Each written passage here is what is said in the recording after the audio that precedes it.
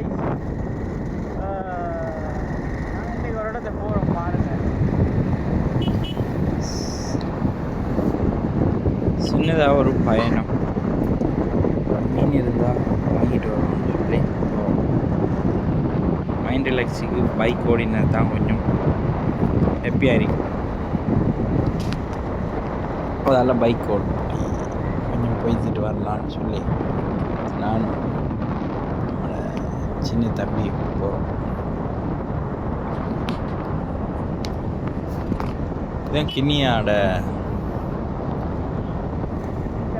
பாலம். கிண்ணியாவிலேருந்து பெட்டிக்குலோ புத்துவில் போகிறதுக்கு கிண்ணியா விட்டு தாண்ட போகுது. ஃபர்ஸ்ட்டுக்கு வர பிரிட்ஜு அடுத்தது சேர்ந்த மாதிரி சின்ன பார்க். ஒரு 6 மணி ஆகிட்டு அதெல்லாம் கொஞ்சம் நைட்டு.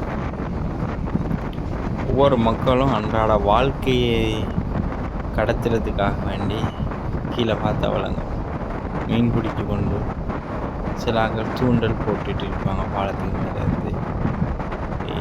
இப்போ இல்லை, கொஞ்சம் லேட்டாகி வருவாங்கன்னு நினைக்கிறேன்.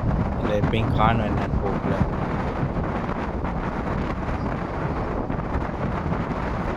இந்த பாலமெல்லாம் இல்லாத காலத்தில் மக்கள் மிகவும் சிரமப்பட்டு இந்த பாலத்தை கடக்கிறதுக்காக வேண்டி இந்த ஆறுகள் இருக்கும். அப்போ எனக்கு அதில் ஒரு அனுபவம் இருக்கு.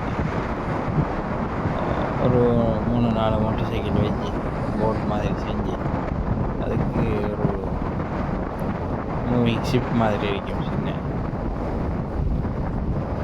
அதில் வச்சு அங்கால போவோம். அடுத்த கரையை தாண்டுவோம்.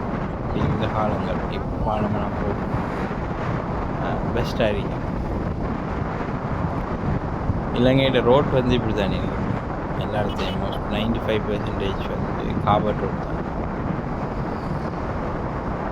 என்னடா சின்ன ரோட்டாக இருக்கும்.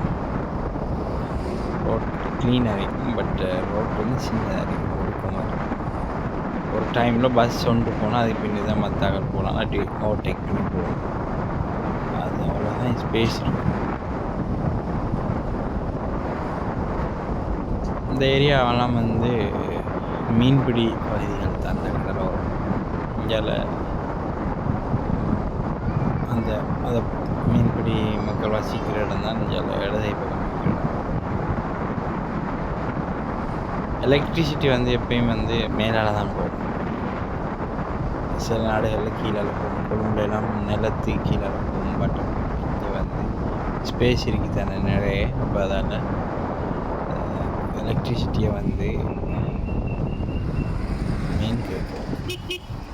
அங்கிள், மீன் எடுக்க மஞ்சால மீனா டைம் போயிட்டு அவனை கொண்டு எடுக்கலாண்ணா. அப்போ வந்துருப்பீங்கன்னு சொன்னா எடுத்துக்கிறேன்.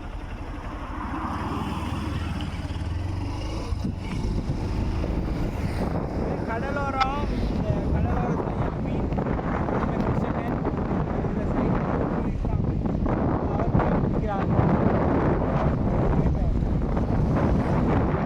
இந்த பகுதிகளில் மீன் எப்பயும் போட்டு விற்பாங்க. இது இல்லையா லேட் ஆகிட்டான் அப்படின்னு சொல்கிறார்.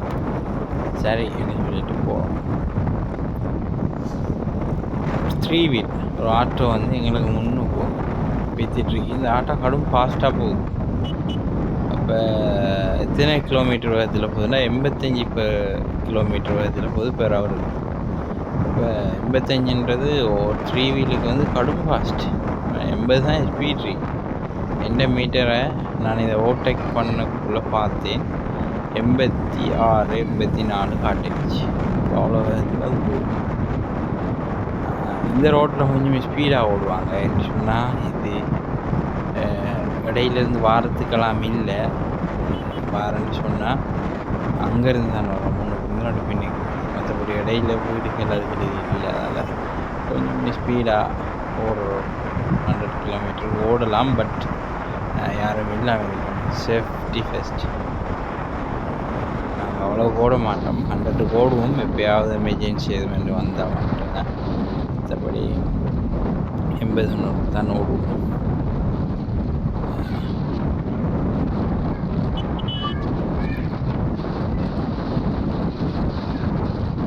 5-6 மணின்றதால வேலைகளுக்கு போய்த்து வராக்கள் அங்கேருந்து வருவாங்க. ஓகே காஸ், இனி இவ்வளவு தான் இங்கே எடுக்க இயலாமல் இருக்கு. என்ன நைட் ஆகிட்டு அடுத்த விஷயம் வந்து